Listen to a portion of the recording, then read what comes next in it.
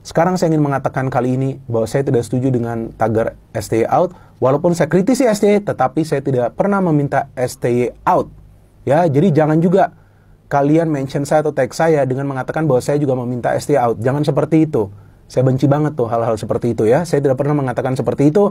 Saya hanya mengatakan bahwa STY keliru dengan melakukan rotasi untuk pertandingan penting. Dan saya mempertanyakan keputusan dari STY tersebut. Tapi satu kekalahan ini bukan berarti STY harus meninggalkan kursi kepelatihan. Gak bisa seperti itu Ya, juga. betul. Karena masih ada beberapa pertandingan ke depan. Kita lihat nanti.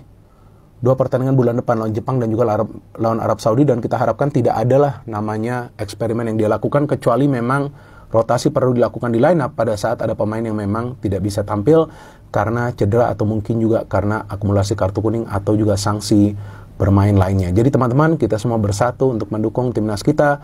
Dan ya, saya masih menunggu nih apa nanti keputusan dari FIFA atau juga AFC. Tapi seperti yang tadi saya katakan, ya ini sekarang 50-50. Jadi kita juga harus menjaga jari-jari kita di sosial media ya. Dan kita berharap bahwa segala sesuatunya akan berjalan dengan lancar dalam persiapan timnas kita untuk 2 pertandingan yang penting di bulan depan. Karena sekarang kalau kita lihat peta kekuatan di grup C seperti yang saya katakan di konten sebelumnya pada saat saya membuat review dari pertandingan China versus Indonesia, peluang kita masih ada. Karena jarak di antara jarak poin di antara tim-tim sampai ke peringkat nomor 2 itu tidak banyak, tidak besar. Hanya 2 poin kan dengan Australia. Selisih poin kita. Jadi kita masih punya peluang. Oke, jadi di sini saja saya ingin menjelaskan bahwa Bahrain FA meminta untuk memindahkan venue pertandingan dari Jakarta ke tempat lain itu tidak fair. Kalau mereka meminta jaminan keamanan dan keselamatan, itu wajar. Tapi dari sisi lainnya, dari PSSI perlu juga menanggapi pernyataan dari Bahrain FA dan juga perlu mengirim surat kepada AFC atau kalau perlu kepada FIFA bahwa Indonesia aman-aman saja. Ya, gak ada yang aneh-aneh di Indonesia. Kita semua siap menerima Bahrain, kita semua siap menjaga keamanan dari para pemain mereka. Tapi kita juga akan support 110% timnas kita di atas lapangan pada saat nanti bertanding dan di setiap pertandingan.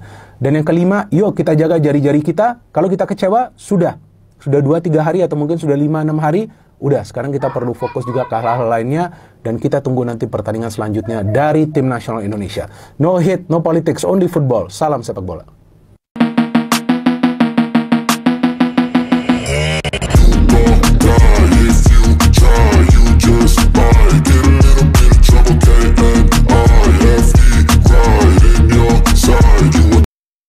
Salam sepak bola, teman-teman. Jumpa lagi bersama saya di Falco Ngoe Channel. Ya, terkait dengan kekalahan timnas Indonesia atas Cina kemarin ya, banyak sekali yang ingin ya atau membuat tagar STY out. Saya berpikir bahwa ketika ada orang yang membuat tagar seperti itu, menginginkan agar STY out, saya pikir orang-orang seperti itu cara pandangnya sangat-sangat sempit. Ya, pernah atau sudah saya jelaskan pada video saya sebelumnya bahwa negara-negara besar, Brasil, Prancis, ya, Jerman, Inggris, bahkan pernah mengalami kekalahan. Tapi tidak pernah tuh ada sebuah tagar yang mengatakan bahwa pelatih mereka harus out. Ya, perlu kalian ingat bahwa perjalanan timnas Indonesia itu masih panjang menuju ke Piala Dunia 2006. Jadi, kekalahan atas Cina beberapa waktu yang lalu bukanlah sebuah akhir dari pertandingan itu sendiri. Kemudian mengenai permintaan dari Federasi Sepak Bola Bahrain, yang dimana sudah kita ketahui bersama mereka ingin agar venue pertandingan itu dipindahkan di tempat yang lebih bebas ya. Artinya menurut mereka minta pertandingan itu digelar di luar Indonesia, di tempat yang netral. Ya, ini permintaan yang sangat konyol ya. Karena mungkin alasan Bahrain kenapa kayak takut sekali sama Indonesia, karena mereka pernah membuat laser kepada pemain Jepang, sehingga mereka otomatis takut jangan-jangan nanti kita diperlakukan seperti itu. Dan ketakutan yang sangat berlebihan dari Federasi Sepak Bola Bahrain itu, teman-teman, langsung ditanggapi oleh Federasi Sepak Bola Irak. Ya, dalam sebuah akun resminya mereka menuliskan bahwa sangat disayangkan jika kalian tidak bermain di Indonesia. Ya, untuk lebih jelasnya mari kita simak tulisan dari Federasi Sepak Bola Irak berikut ini ya. Breaking news guys, kalian tahu nggak kalau ada salah satu akun resmi dari sepak bola Irak, yang ini nih, Irak Football, mereka menulis pernyataan seperti ini, benar-benar lelucon, mereka tidak pantas untuk mengunjungi Indonesia dan disambut oleh negara dan orang-orang yang begitu cantik, kerugian mereka. Yeah. Kalian tahu nggak ini siapa yang dimaksud? Ya El Drama lah, si tim paling El Drama ini nih, Bahren Bahlul. Ternyata bukan kita aja yang kesal dan menganggap ini nggak masuk akal guys. Atas permintaan Bahrain yang menginginkan pertandingan melawan timnas Indonesia itu diadakan di luar Indonesia. Benar-benar nggak masuk akal, Cok. Dan kayaknya semua orang yang punya pikiran waras itu juga berpikir yang sama. Seperti, ya ini, Coach Sintayong juga akhirnya mengeluarkan pernyataan. Beliau menyebutkan permintaan Bahrain ini nggak masuk akal. Dan tugas kita sebagai fans timnas Indonesia terus kita kawal guys.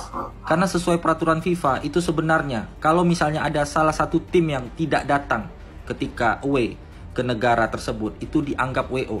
Otomatis timnas Indonesia akan mendapatkan langsung 3 poin.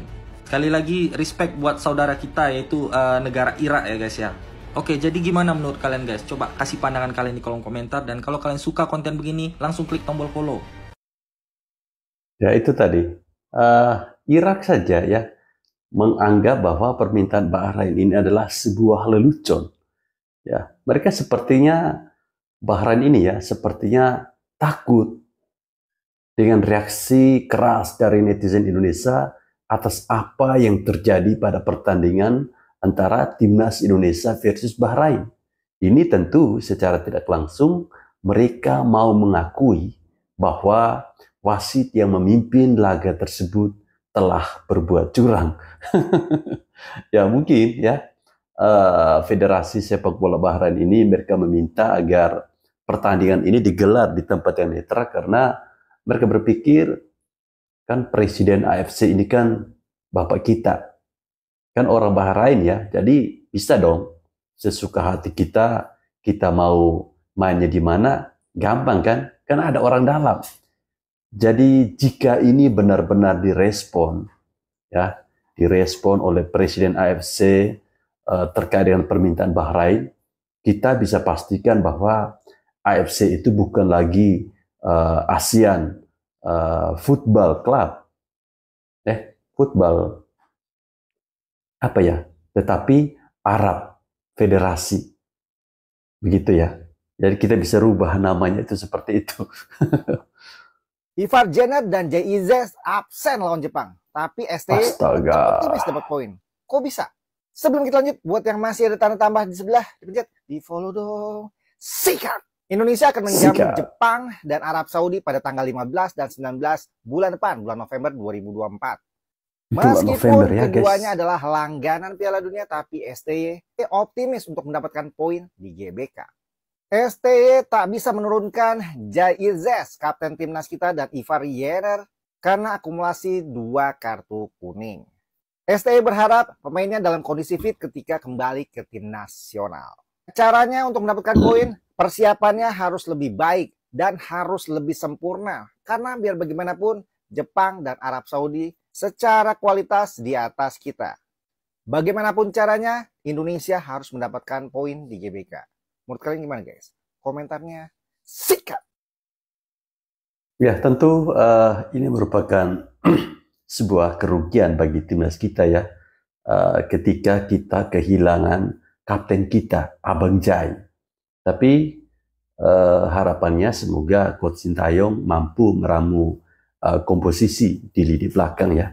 Karena di situ masih ada Rizky Ridho, masih ada Eliano, masih ada Matt Silgers, kemudian Calvin Verdong, ya komposisi untuk lini belakang masih sangat gemuk. Jadi harapannya pemain-pemain yang akan menggantikan posisi dari JIZ ini bisa menunjukkan performanya yang positif ya. aku dapat kabar. Katanya laga bertandang Bahrain versus Indonesia, mereka minta dipindah di negara yang netral, negara lain, jangan di Indonesia, katanya gitu. Loh, kenapa? Di Belanda aja. Mainnya tahun depan kok paniknya sekarang, kenapa? Enggak, Aneh orang ya? ini enggak ngeri-ngeri.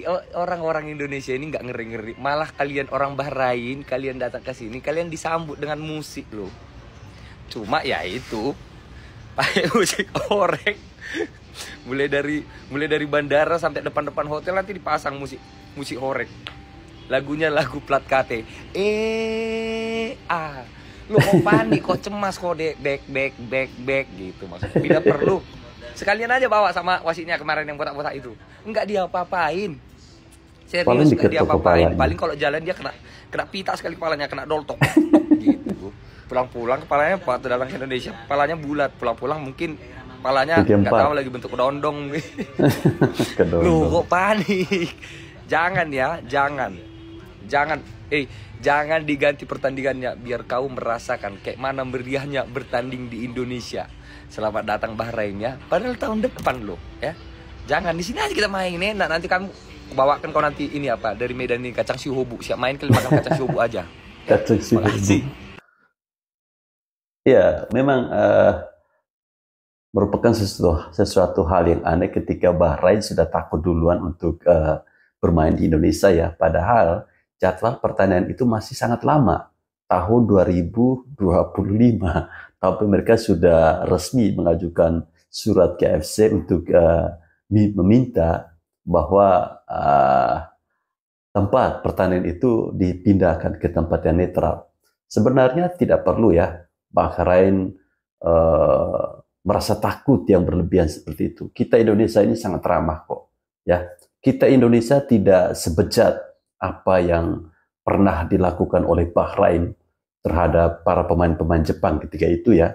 Jadi mari datang, akan kami sambut dengan hal-hal yang positif. Santai aja.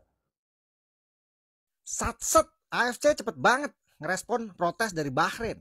Kemarin Bahrain FA menyatakan keberatannya untuk memainkan pertandingan away-nya di Jakarta. Dan dia juga mengajukan untuk perpindahan venue untuk pertandingan nanti 25 Maret 2025. Dan dengan cepat AFC memberi jawaban bahwa pengajuan tentang perpindahan venue akan diproses, tapi terlebih dahulu akan berkonsultasi dengan FIFA dan PSSI. Padahal beberapa waktu lalu kita protes guys. Timnas Indonesia melalui Pak Sumarji, manajer Timnas Indonesia, mengajukan protes tentang keputusan wasit Ahmed Alkaf asal Oman dan direspon kurang mengenakan. Bahkan Sekjen AFC bilang tidak menerimanya atau kurang jelas pernyataan protes yang dilakukan oleh Timnas Indonesia. Kemudian besoknya baru dijawab dan jelas-jelas ditolak tanpa konsultasi kemanapun. Ya, di sini jelas ketidakadilan suka-suka mereka terlihat, ya. Dan jangan heran nanti tiba-tiba pertandingan Indonesia melawan Bahrain dipindahkan ke tempat lain. Tapi kalau benar-benar itu terjadi, ada sesuatu guys. Kita harus bergerak. PSSI dan Timnas Indonesia harus berjuang untuk tetap menyelenggarakan pertandingan tersebut di Indonesia. Komentarnya sikat. Ya, itu tadi. Ketika Presiden AFC adalah orang Bahrain, maka itu tidak menutup kemungkinan ketika atau di saat Asosiasi Sepak Bola Bahrain mengajukan sesuatu, pasti akan direspon dengan cepat. Ini berbeda dengan yang terjadi dengan Federasi Sepak Bola Indonesia. Ya, saat itu ketika kita mengajukan keberatan atas wasit yang memimpin laga antara Indonesia versus Bahrain, mereka tidak pernah bilang harus tanya ke FIFA. Tidak. Langsung mengambil keputusan dan menolak dengan tegas bahwa apa yang menjadi keberatan kita itu menurut mereka sangat tidak beralasan. Lucu kan? Breaking news Mampus guys, FIFA turun tangan hukum Bahrain jika menolak bermain melawan timnas Indonesia di Stadion GBK. Mampus. Lagian Federasi Bahrain ini ada gila-gilanya kalau menurut aku guys. Cobalah kalian lihat, bisa-bisanya dia minta pertandingan kandang timnas Indonesia itu diadakan di luar Indonesia. Itu ininya akalnya kemana akalnya? Terus mereka berharap dengan mereka membuat statement seperti ini bakal di ACC. Oke lah kalau AFC, karena presiden AFC-nya orang Bahrain juga. Oke lah, mungkin lolos ya. Tapi kalau untuk FIFA, apakah FIFA juga ikut menyetujui permintaan yang nggak masuk akal seperti ini? Ya pasti ditolak lah oleh FIFA. Karena pastinya FIFA itu udah membuat peraturan tentang pertandingan home dan away. Dimana kalau misalnya Bahrain itu tidak mau datang ke Jakarta, otomatis timnas Indonesia menang WO guys, dan langsung mendapatkan 3 poin. Aduh, buat Pak Gianni nih, bisa nggak tim Bahrain itu langsung di-banned aja gitu? Terlalu banyak dramanya Pak, udah drama di dalam lapangan, kali ini federasinya juga ikut drama nih. Di-banned aja Pak, di-banned. Jadi gimana nih menurut kalian melihat berita ini? Coba kasih pandangan kalian di kolom komentar. Dan kalau kalian suka konten begini, langsung klik tombol follow.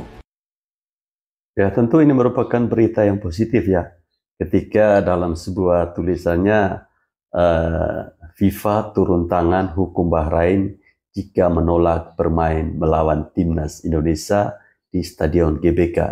Ya, semoga saja berita ini benar adanya dan jangan sampai kita tahu ya, kalau sudah bermain tentang cuan, negara-negara Timur Tengah ini kan terkenal dengan cuannya sangat banyak ya.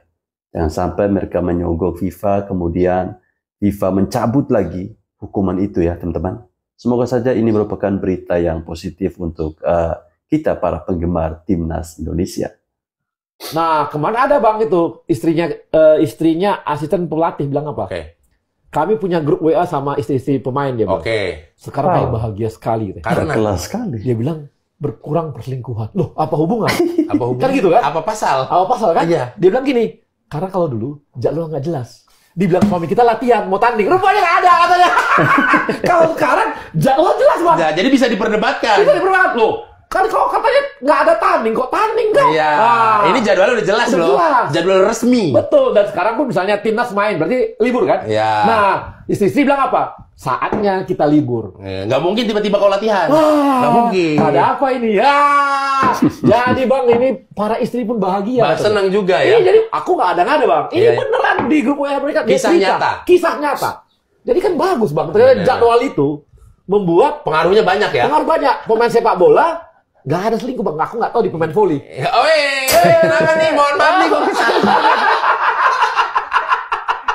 kok nyampe ke abang sih?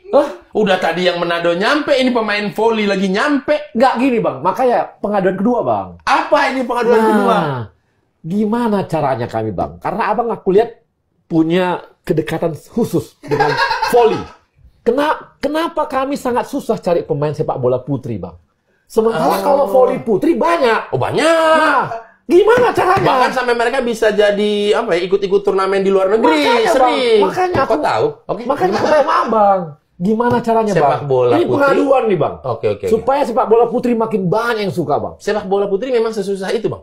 Memang masih susah. Sesusah itu. Pelatihnya pun masih nggak ada dan sebagainya. Di dunia secara worldwide kan udah mulai bagus. Udah mulai bagus Kita kan? belum ada, pelatih pun tak ada. Bayangin Bang, pelatih yang kelas A aja udah pensiun cuma 1. Dulunya ada cuma 1. Iya. Yang B itu sebenarnya Bang 9 lawan 9 Bang. Itu pun cuma 20-an. Kurang kita. Ya, datangkan dari luar. Makanya mau datangkan dari luar. Nah, tapi kan peminat Bang, aku kok banyak kali peminat untuk volley nih.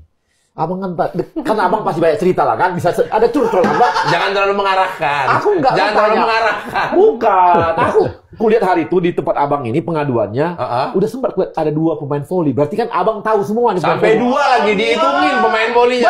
Aku tuh tahu aku Bang. Berarti aku buat kalau 1 dulu, mungkin ini cuma ecek-ecek. Kebetulan. Kalau 2 Bang. Atau 3 lagi. Oh, kalau gitu betul kan kedekatan tuh ada dengan cabang olahraga ini. Suka dengan cabang olahraga itu. Iya, cabang ini abang pasti pengamat kan. Mengamati gitu kan. Sehingga semua teramati. Teramati betul. Aku buat pengaduan sama abang itu juga. Karena ini kalau aku lihat Bang, liga mereka jalan. Liga-liga indinya juga sering. Iya. Jadi banyak sering turnamen.